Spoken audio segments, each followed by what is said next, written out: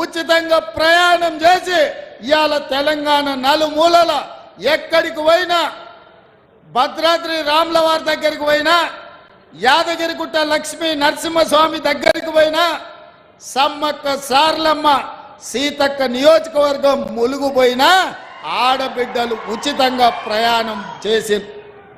ఇదే కాదు, ఇవాళ పేదలు వైద్యం అందక దవాఖానలకు వెళ్తే ఆలి మీద ఉన్న తాళి అమ్ముకొని ఉన్న భూములను తాకట్టు పెట్టి వైద్య ఖర్చులు భరించాల్సిన పరిస్థితి ఉండే.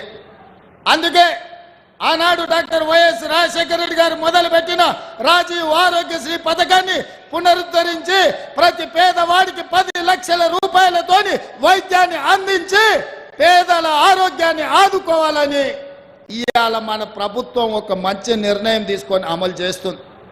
ఇవేనా ఇంకా ఆడబిడ్డలకు ఆనాడు కట్టెల పొయ్యితో కన్నీళ్లతో ఆ పొగ ఊపిరితిత్తులకు పోయి క్యాన్సర్ వచ్చి ఆడబిడ్డలు చచ్చిపోతుంటే సోనియమ్మ ఆలోచన చేసి దీపం పథకం ద్వారా ఆడబిడ్డలకు గ్యాస్ పొయ్యి సిలిండర్ ఇచ్చింది.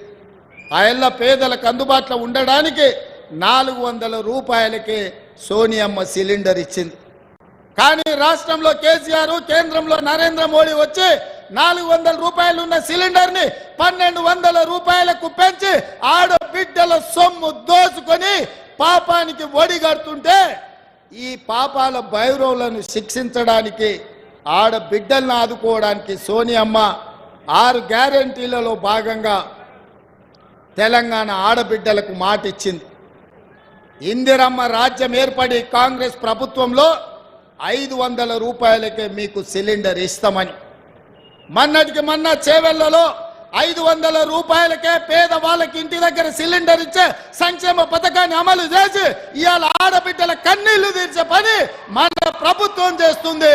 పెద్ద ఎత్తున ఈ పథకాన్ని అమలు చేస్తున్నందుకు కార్యకర్తలందరూ కూడా చప్పట్లతోని కేసీఆర్